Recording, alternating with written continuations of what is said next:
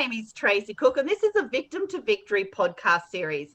This series gives a voice to those that have overcome all challenges in all forms, that have dared greatly to step into the arena to share their real stories. Amazing humans that have seen hope and risen above those adversities to become victorious, that go on to inspire and support others to do the same. And today we are giving a voice to Paul Forchione. Is that how you say it? Actually, it's Fortune. Oh, I got that wrong. So sorry. It's okay. You said it the Italian way. Okay. Mamma mia. Welcome, Paul. It's such a pleasure to have you here on the Victim to Victory podcast series. And I'm going to tell you a little bit about Paul, and then I want him to share his amazing story of overcome with you today. And I know that you're going to connect with Paul. You're going to take inspiration and motivation from Paul, because he is changing the world and helping others to do the same. Now, Paul was born with cerebral palsy, and it was so severe that the doctors told his mum that he would never be able to walk. And thank goodness for a wonderful mum and a great mindset, that wasn't his destiny. He was able to overcome and is able to live a very active life. And today he is a mindset coach, and he is helping so many people in his space, so many of his clients, to help them overcome obstacles in their life as well. Welcome, Paul. Welcome to the Victim to Victory podcast series. Take us and let us know, who is Paul and where does your journey start? Well, thank you, Tracy, for the platform to come on your show. I'm very, very excited. Well, the journey started for me, like everybody, obviously, at birth. As you alluded to in my bio, I suffer from what's called cerebral palsy. And if your viewers don't know what cerebral palsy is, it's a lack of oxygen to the brain at birth. So when I was born, my mom noticed I wasn't moving the right side of my body. So she took me to a doctor to do some tests. And that's when I was diagnosed with cerebral palsy. And the doctor thought it was so severe that I would never be able to walk, that my mom needs to get me used to being in a wheelchair. Well, thank goodness for a great mom. She just didn't take that diagnosis and go with it. She got a second, third, fourth, fifth, finally found somebody that was willing to help us. And that's basically kind of where my journey began, with physical therapy 5 days a week. And I was able to defy the doctor because I was able to walk at 3. I don't remember walking at 3, but obviously I was able to, and that was a big feat. But I do remember being put into soccer when I was about 5 years old. And at the time, I was only able to run 25 to 50 yards before my leg would just give out, and I'd be in so much pain I couldn't go any further. And I remember feeling defeated, that watching these other kids run laps around the soccer field, and I could only go that far. And I remember saying to my mom, I don't want to do this anymore. I want to quit. And my mom told me that, you know what, if you don't want to play soccer anymore, that's your prerogative. You don't have to play soccer anymore, but you have a commitment. You have to honor the season. So you have to finish out the season. So I did. I finished out the season. But I got my second break when I was about 7 years old. I got an operation on my right foot to tighten up the tendons, to give me a little bit more spring in my step, and not to have the pain in my foot when I ran. And I didn't test it out yet, but I changed schools around that same time. And I remember the first day of PE, the physical education, we did our stretches, and the teacher said, okay, now run your lap. And I'm thinking to myself, here we go again. I'm going to run 25 to 50 yards, and I'm going to have to stop, and all these other kids are going to run past me, and they're going to start teasing me again. But it was different. Because of my surgery, I was able to go past that point that I normally have to stop. And I remember keeping up with the kids, saying to myself, come on, Paul, keep going, buddy. You got this. You got this. And I remember finishing the lap with the other kids. And on the outside, I kept it real cool. But on the inside, I was like, yes, yes, yes. Finally, the first time in my life that I just fit in with the kids and I didn't stand out. It was just unbelievable. Well, things got easier for me, but I wouldn't consider them easy. I changed schools again in junior high, and that's just a tough age all around. Being a new kid with no disability going to a different school in junior high is tough. Adding that with a disability was even tougher. I was bullied, teased every single day because I walked with a little bit of limp. I held my right arm differently than the other kids. And around that same time, I had to take an assessment test to get into this high school because I was raised Catholic and my mom wanted me to go to a Catholic high school. And they had this assessment test to see where I would be placed in academics. And apparently I must not have done well on the test. So I met with the principal with my mom. And the principal told me and my mom that, that I did poorly on the test and that I'm not college material. Don't expect too much academically from him. So I had that going on. I was bullied and teased at school. I was in my room pretty much every single day after school crying, saying, why me? Why do I have to be different? Why can't I be like one of the other kids? And I don't know what came over me, but midway through my 8th grade, I was tired of being angry. I was tired of being sad. I didn't want to be a victim anymore, and I didn't know really what to do. But I thought if I had something that would distract me from these feelings, it would help me. So I set a goal for myself. I set a goal to make my varsity baseball team because I love baseball. I grew up watching it. So from then on, I was playing fall ball, winter ball, spring ball. If I wasn't doing that, I was throwing a tennis ball against the wall, and I was doing this constantly. And the great thing about this, and I didn't know it at the time, but I was carrying myself differently, and my shoulders back, my head forward. I was gaining confidence in myself, and I was putting out a different energy than I was before. And the other kids could sense this energy difference of me because instead of bullying and teasing me, they started rooting for me. They tried to help me on reaching that goal. Well, but I'm proud to tell you, my junior and senior year, I was able to make my varsity baseball team, and graduated high school, and didn't do well in academics because I always in the back of my mind I was thinking what the principal said. Why bother? Because I'm not college material. Just do enough to get by, I thought. And then I thought, well, I made this goal, this goal being a varsity baseball player, and that was next to impossible to do with somebody with cerebral palsy. So why not change the narrative about going to college?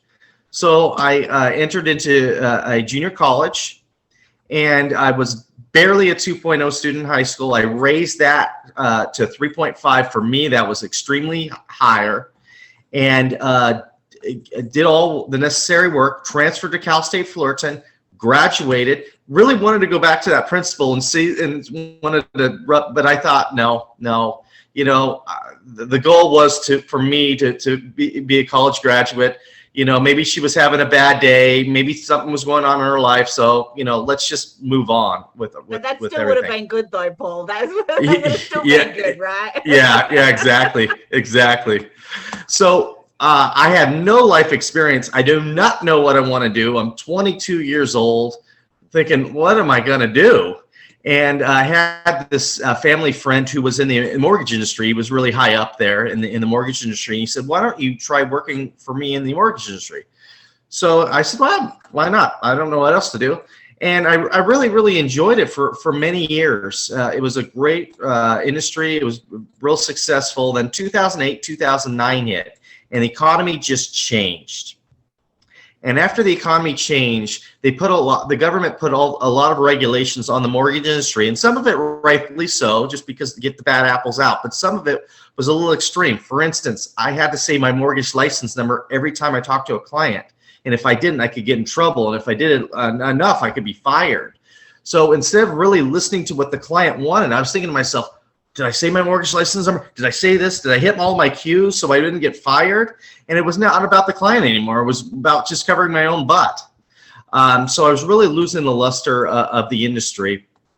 But about 6 years ago, this motivational speaker came to talk with the sales team, and the guy blew me away. The guy was so great. And after the presentation, I made a point to go up and tell him how great of a job he did. It was just tremendous. And he was so gracious, and he allowed me to pick his brain.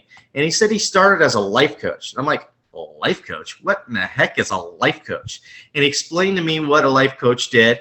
And I'm like, I think I want to be a life coach. So then I got my coaching certificate, And then for a while, I was doing both the mortgage and the coaching. And then I made the transition. I said, you know what? I just want to do the coaching. I'm just going to go for it. And here I am now talking to you on this great podcast. That's fantastic. And going through the life coach certification myself, I know how much is involved, and it involves a lot of NLP, a lot of mindset. Can you share with everybody around some mindset shifts that you've encountered during your journey that really did define, like some really defining mindset moments that you can share with everybody about some real kind of, I call them sliding door moments, where it definitely made a change, something that you used to think, but now you think. Is there any moments that kind of stand out for you like that? Yeah, a huge one. And that one is the story I just told you. I was embarrassed of that story. I buried that story because all through childhood and into my teen years, all I wanted to do was fit in with the other kids. I didn't want any special treatment. I just wanted to be treated just as another kid. But I wasn't. I mean, I had cerebral palsy. And so I didn't want to talk about that story. I almost, would get teared up even discussing it. And through the journey of wanting to become a coach, I did some self-discovery, and I said to myself, how are these people going to open up to me and be vulnerable with me if I'm not going to be vulnerable with them? And then the light just clicked. I just said, you know what? Your story is an amazing story, and people can get inspiration from that story. You need to be proud of that story instead of burying it. And that is the reason, that was my defining moment in becoming a coach, was telling you that story. There is so much strength through our vulnerability. People think of vulnerability and they associate it with lack or weak or shame or embarrassment. And our vulnerability is our greatest strength. You know that, Paul. Our vulnerability and sharing our true story and how we've actually overcome, because you attach the word embarrassment. We all think and walk around with this shame of our story of who we really are. And it's kind of like a weight lifts off our shoulders when we actually start sharing our stories. And that was actually the birthplace of the Victim to Victory podcast series as well. So you're going on to help clients. You're in the life coaching industry. Now, what other types of stories, without naming people, have you helped people kind of overcome? So you could, when you're offering your life coaching services to clients, what is the biggest thing, especially in 2020, what is the biggest thing as a life coach that you're helping people with mindset around? I can give you an example of something that happened to me recently with one of my clients. I'm not going to give up too much information, but basically she came into the session very down. I could hear it in her voice. I'm thinking to myself, oh no, this is going to be a tough call. So I let her go on talking about, her story in that window of time where I between conference calls that I talked to her last. And she was telling me everything that was going on, and I was taking notes on everything she was saying. And I let her go. I let her vent it out, let her get it out of her. And I said, is that everything? She goes, yeah. And I went back through her story and I said, you're doing this great. You're doing that great. What about this right here? You're not looking at this. How about doing this? And she stopped because she was like, you know what? I was such in a negative place. I was just looking at all the negative that was going on. I didn't even think to look at any of the positive things that were going on. And I'm not saying that she was jumping up for joy by the end of the call, but I could tell in her voice it was much different from the time we started to the time we ended. And for me, that was a win. Well, it's so easy to go to that negative space, especially during 2020. And we've got, the rise in suicides and domestic violence and anxiety and depression and financial hardship. So there's a lot of feelings that are attached to that. So life coaches are going to be way of the future from now on. I 100% believe that, because we've got the tools and resources to help people through all of those different situations. And Paul, I know you're helping so many people. And when you talk about mindset, can you explain to our audience what your interpretation of mindset is and how much of an impact it really does have in our lives? It's the focal point of our lives. Mindset is the focal point of our lives. We can have a good mindset or we can have a bad mindset. So a exercise that I have my clients do, when you wake up in the morning, before you grab your phone or turn on the television or turn on the radio, whatever your morning routine is, take a few minutes of your time and think about what is going well in your life, what you're grateful for. And focus in on that. You don't have to take that too long, just a few minutes. And that starts your day off on the right foot, because then you start to point out all the positive things that happen in your day. Oh, I just got a thing on my phone for free coffee. It keeps building and building and building. And if you do that, you're going to have way more good days than bad. Now, I'm not somebody that's going to tell you to depress your feelings, suppress your feelings, excuse me. And not feel your feelings. No, I mean, you're entitled to feel angry and sad. You are. We're all human beings. But at some point in time, you're going to think to yourself, I don't want to be angry anymore. I don't want to be sad anymore. And the first thing you could do to change that is start to think about what's going well in your life. Because you can go opposite on that way all the time, right? You could be driving to work and you have a flat tire and go, just my luck. This would always happen to me. Bad things always happen to me. And I would say to that person, yeah, bad things happen to you because you're looking for those bad things. Stop looking for the bad things. Start looking for the good things that happen in your day. So, and it's a constant struggle every single day. And for me too, it's a struggle. You got to be purposeful about this. It has to be top of mind. How is my mindset going to be today? And if you can remember that and keep doing this over and over and over again, like I said, you're going to have way more good days than bad. Oh, 100%. I call it action before reaction, with not checking the phone in the morning. So, do your gratitudes, sit in meditation, whatever that looks like for you, whether it's 5, 10 or 15 minutes, and just really be thankful for what you do have. And it's amazing how many times you actually do that. And you would know this well and truly, Paul, with you and your clients. And I'm only new to the life coaching industry, but I know how much impact it's had on so many lives. And when we're talking about gratitude, because a lot of people are struggling to maybe make a list of 10 things that they're grateful for. So what can you tell our audience today about gratitude and how to actually look for the things to be grateful for? Well, first off, if you're having a bad day, let's just say you had a bad day the night before and you're waking up in the morning and you're just not in a good mood.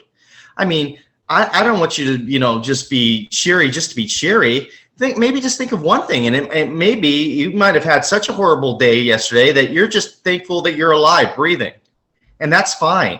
I don't feel like you have to come up with 10 things. I don't think that you have to. I think just focus in on a few things, and then after a while, if you do that over and over again, your mind will start to think of other things. But I mean, just start slow at first. If you can't think of a lot of things, just think of one thing, right? And then focusing on that. And then the next day, maybe there another thing will come in your head. And then the next day you have more things that you be thankful for. So I think it's, don't beat yourself up if you can't come up with 10 right away. Just let's start with one and then let's see where it goes. Great advice.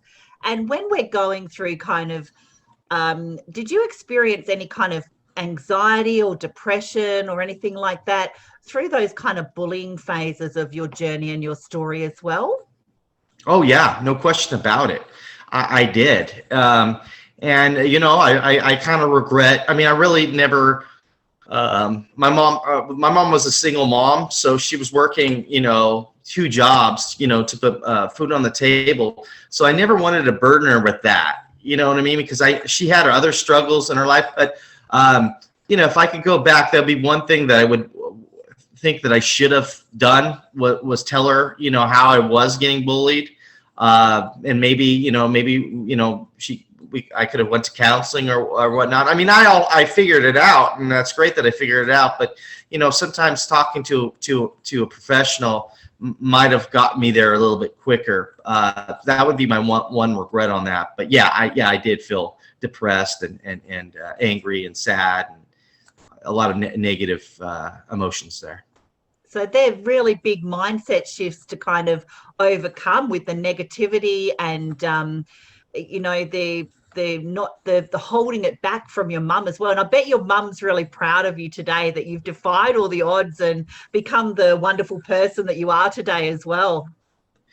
Yeah, well, yeah. The great thing about my mom, because I was talking to her about the mortgage industry and really losing the luster on it, and she could kind of tell by my energy that I wasn't in on it as well. And I told her about the motivational speaker, and I told her about the coaching, and I told her about my plan about just going for it and just doing the coaching full time, and and then do part-time work, to pay the bills and such. And she says, you got to do it. You got to do it.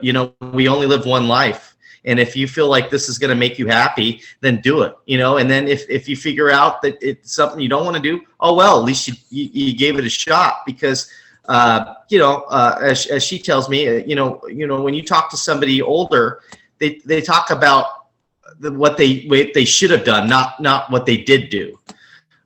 So I have that mindset. Let's just go. And then if it doesn't work out, you know what, we'll figure something else out. That's wonderful. And it's great to have that pivotal mentality as well, because again, relating back to 2020, that's that pivotal mindset. Okay, we've tried this. It doesn't work. It's okay if it doesn't work. So let's just pivot and let's just kind of try this for a while. And it doesn't always have to be our forever home, but it's a stepping stone to where we need to go next, isn't it? So bring us forward to where you are today. You're coaching, you're doing life coaching, and you're very motivational. So bring us to your vision for the future, Paul. What do you see your future holding? With the pandemic, where I'm at, was shut down a lot, and I really had it, like using your words, pivot. And I always said to myself, I'm not gonna give any excuses about it being hard, because everybody's going through it. This is an even playing field for everybody. So I can wallow in it. But what is that going to do? I mean, yeah, it's okay to feel sorry for yourself for a little bit, but eventually you got to take some action. So with that being said, going on podcasts like yourself, promoting myself and my business, doing virtual networking events, doing my own podcast with another coach that we promote our businesses, because he does it differently than I do. And not using it as an excuse, and then social media, constantly coming up with content, putting it out there. And to answer your question about what the future holds is, my next steps in my journey is I want to get into Toastmasters, and I want to start doing speaking engagements. I have a little bit of background in that in the mortgage industry. I did plenty of presentations in front of audiences, but it'd be nice to get a refresher course with the Toastmasters, fine tune it a little bit, and take my coaching business to the next level. That is absolutely wonderful. And I know you will, definitely, because what you're doing and the industry you're in is just going to be so crucial to people to come out of all of this turmoil of this year, to help and guide and motivate and inspire. And I'm so grateful that there are people like you in the world that are being the change, and not just laying down going, oh, woe is me. Oh, just wait and see what happens. oh, I'll figure it out later, the world's doomed. You're actually taking action and working hard and doing the inner work and trying to be the change that the world needs to see at the moment. And we can either be the change or we can be the doom. And they're kind of the two people that we're kind of seeing coming out of the pandemic of 2020. And there are more people, I still firmly believe, and I know a lot of people challenge me on this, Paul, but I still firmly believe that there are more people wanting to be the change than be the doom. I don't care how much we see it on social media, because we want to look at all that negative stuff. I think if we just stop looking at that negative stuff on social media and just start looking at actually the people that are actually being the change, that ripple effect is just going to go global, and people are going to start shifting their mindsets, and that's where we rebuild, we reconnect, and we find our new future 100%. Now, what kind of message would you like to leave our audience on today, Paul? Because I know that you're going to inspire so many within your industry. I know you already are. So being one of our new upcoming thought leaders, what is the message you want to get out? If you believe, you can achieve. Powerful. I like it 100%. And you've got to believe, you've got to take that first step. You don't have to see the whole staircase to take the first step, do you? No, it's one step at a time. And that's the thing. When you set a daunting goal for yourself, you look at that mountain. And I just say, no, just take the first step. Just keep taking those small steps, and that momentum will start to happen. You'll be like, oh, you know what? I like this. What's the next step can I take?